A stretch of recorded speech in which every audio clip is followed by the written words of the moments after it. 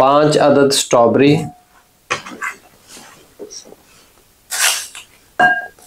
1 चम्मच शुगर, 1 गिलास दूध,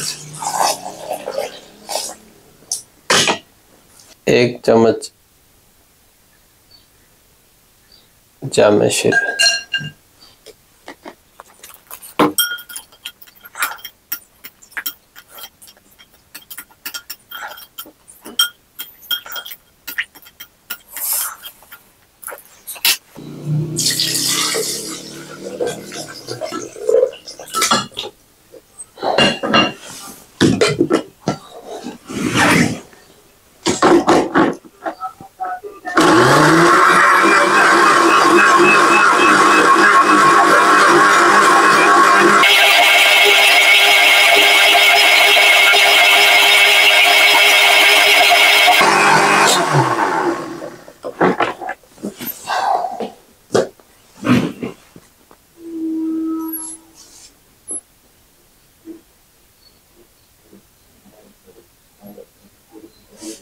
एनर्जी की कमी को पूरा करने के लिए और दिमाग, असाब और पूरे जिस्म को ताकत देने के लिए बेहतरीन ड्रिंक है।